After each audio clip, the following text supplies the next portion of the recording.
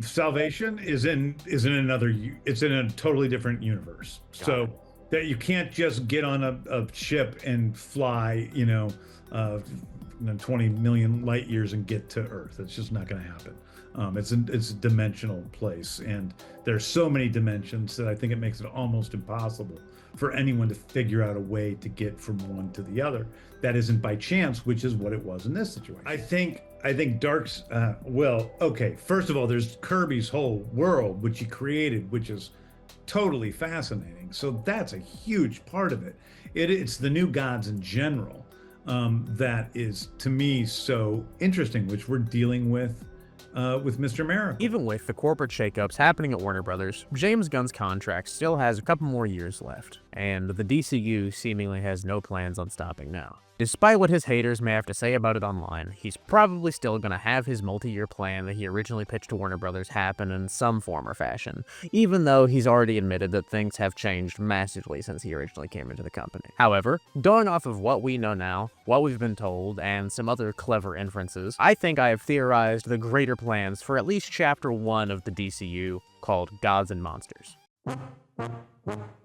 We know that the next part of the Earth storyline for the DC Universe is going to be in the Lanterns HBO series, with Hal Jordan and Jon Stewart being sent to investigate a mysterious murder on Earth, with many theorizing that the person's death they're investigating could be another prominent Green Lantern character, such as Alan Scott. We also know that Guy Gardner will be making an appearance in this show, likely implying that Oa or the other Lanterns will tie into this part of the DCU storyline as well. I'm also hoping that this is just Guy Gardner and the Lanterns connecting, because I really don't want Guy to be the guy that gets murdered in the show that they have to investigate. That would be really sad. But what do I think that this overall DCU storyline is that this is connecting to? Well, it has to do with that scene at the end of Peacemaker Season 2 and a hat. Okay, don't click off this video. I know that sounds silly. Let me explain. We know that Lanterns. This is a story of a couple of Green Lanterns, Jon Stewart and Hal Jordan, and we have a few other Lanterns peppered in there, but this is really a terrestrial-based TV show, which is almost like True Detective, with a couple of Green Lanterns who are space cops watching over Precinct Earth. In it, they discover a terrifying mystery that ties into our larger story of the DCU. James Gunn and everyone else involved with the show has been very vague as to what and who we may see the show. However, one of the castmates themselves may have accidentally revealed who he is truly playing. Garrett Dillahunt, the actor who is allegedly playing the small-town cowboy William McCann, posted the following images to his Instagram story a few months ago, having DCU Lanterns actors being paired up with their comic book counterparts from the actual, prime DC Comics universe. Underneath his own photo was an image of William Hand, also known as the Black Lantern, known as Black Hand. This is a theory that has been circulating ever since the show was kind of announced in the original Chapter 1 Gods and Monsters Slate video, the idea that it would be setting up for a Blackest Night style event later on.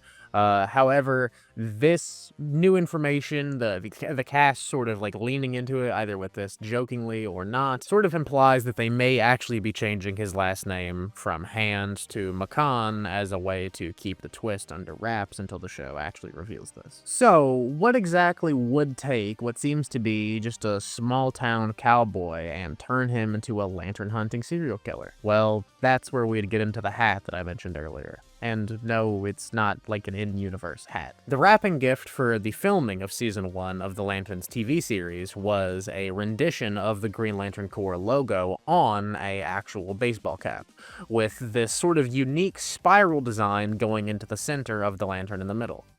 This circular design has had many people on the internet beginning to connect the dots, saying that it may in fact be a connection to the cosmic entity known as the Center from DC Comics. In the comics, the Center is an entity attached to the living island of Dinosaur Island, a prominent villain in the Justice League New Frontier storyline that has been adapted into an animated film. It is perceived as a circular pattern in its true form, and it has the capacity to manipulate the minds and emotions of living things. Having the ability to manipulate minds and emotions would make the Center an incredibly powerful foe for the Lantern Corps, as their power system involves directly with the emotional spectrum, being will, hope, love, things like that. Having these powers and living on an island of dinosaurs effectively gives the Center an army of dinosaurs that it can control to its means to try to fight the Justice League and try to expunge humanity from the Earth, as it believes that they are no longer worthy of the Earth's blessing. In most DC continuities, Dinosaur Island and the Center exist on regular Earth and is just a foe to the Justice League. However, I think that James Gunn is deliberately changing things in a way to connect these dots so that way he can have salvation from the finale of Peacemaker connect to the Center, connect to Lanterns, and all of this and be one large storyline. I think that the twist will effectively be that salvation is Earth, but it is an alternate Earth where the Center has wiped out any chance for humanity to live. So all that is left is the sort of evolved beasts or monsters that has been left there for years, perhaps being like evolved dinosaurs or who knows what else. I have a feeling that James Gunn is going to veer away from the parademons from the comics, or maybe he won't, and the dinosaurs just evolved into parademons. That'd be kind of fun, I guess. All of this would thematically fit within the name of this chapter, or phase that James Gunn presented it as, Gods and Monsters, as we would have a cosmic entity, the Center, who controls the very minds and emotions, and perhaps calling themselves a god. They would be puppeting an army of feral monsters.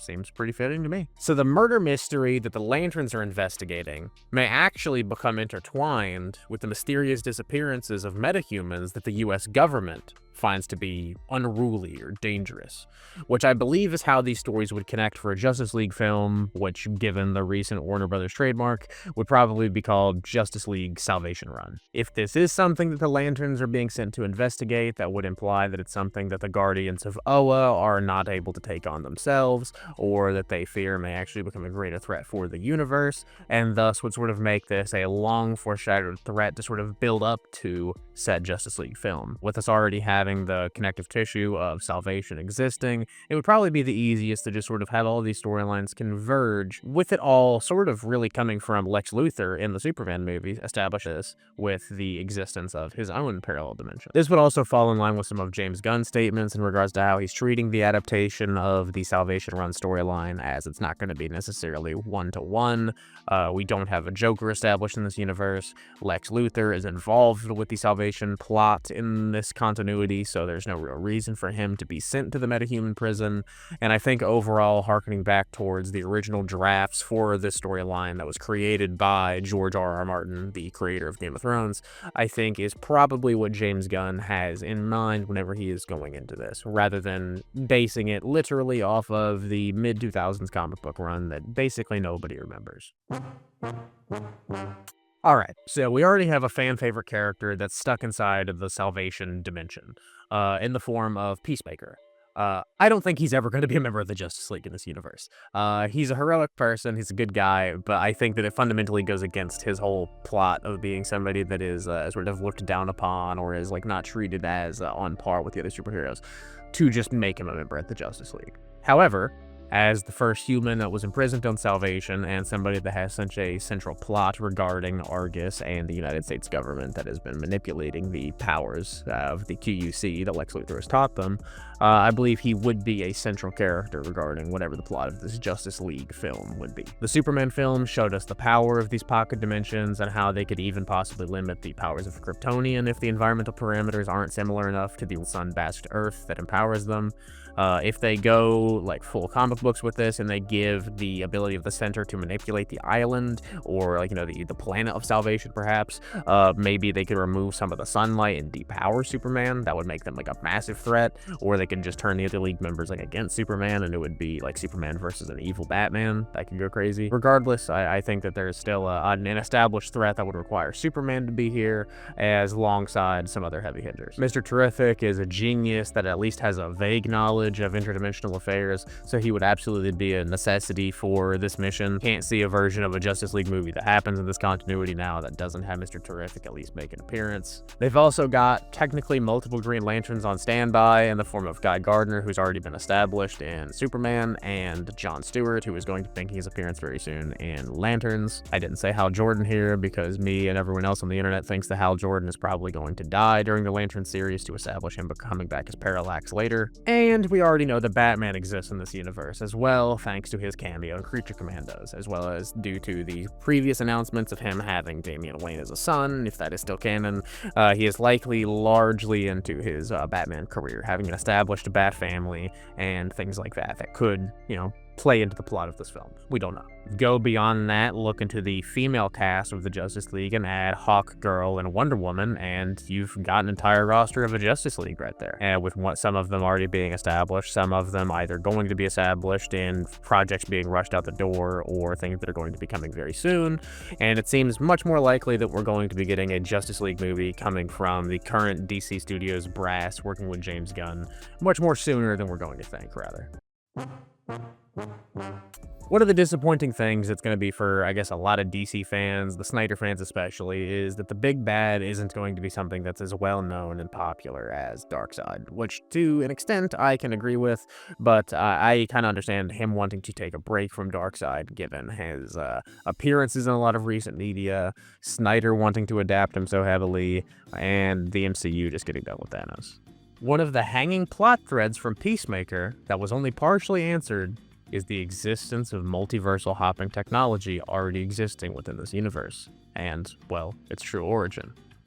The claim that they were developed by Augie Smith has been thoroughly debunked, and we have been informed that it was in fact stolen alien technology, but stolen from where? I believe that they are using the technology of the New Gods, the Mother Boxes. No, not the MacGuffins from the Snyder League. In the comics, the Mother Boxes are sentient pieces of advanced technology powered by the energies of the Source itself, giving them the ability to do and create things that are thought impossible by earthly technological means. James Gunn clearly has a reverence for Jack Kirby's lore that he created surrounding the New Gods, and not just Darkseid, as we're about to see an animated adaptation of Mr. Miracle, which I believe may be an early bit of Chapter 2 or Chapter 3 setup to establish a Justice League versus Darkseid face-off. If Chapter 1 succeeds, and some of these other shows sort of get the lore of Darkseid and the New Gods in the public's mind, he would be able to achieve what Snyder wanted to do at a scale that was not possible at the time, using more characters, and he would be able to take advantage of the fact that audiences have sort of cooled off from having big and muscular alien villains that are actually quite well spoken and goal driven. It would be something new and refreshing to have Darkseid back after a while, after we've had, Brainiac and whoever else we may end up getting soon. Ultimately, I'm just really excited to see where the DCU goes, and even if I'm wrong and we're not building up to a storyline that is a fusion of Blackest Night and New Frontier, I definitely think that James Gunn is planning something big, and I think that he is sort of meshing together different parts of DC lore to tell his sort of own DC universe, which at least conceptually is what made the early MCU so popular, taking a lot of the modern visual revisions of the Ultimate Comics and pairing it with either Easter eggs or storylines ripped from the classic 616. It allowed the MCU to feel like an adaptation of popular works while also incorporating their own elements to keep the audience surprised. And I think that James Gunn, using his time at Marvel and using some of the comic book knowledge that he knows, as well as some of the comic books that he just isn't willing to read, is trying to find the best way to get his bang for his buck. With all that being said, I hope all of you enjoyed this video. Comment down below your thoughts, theories, and what you think is going on with James Gunn's DCU. Even though I was critical of the Peacemaker finale, I've still got hope for this universe. I'm still enjoying James Gunn stuff, I guess, more than current MCU, and I'm definitely hoping we can get some more good content on the way. Tell me whether or not you're excited for this inevitable Justice League team-up and who you think the roster is going to be, and I hope all of you have a great day. God bless you, and I will see you all in the next video.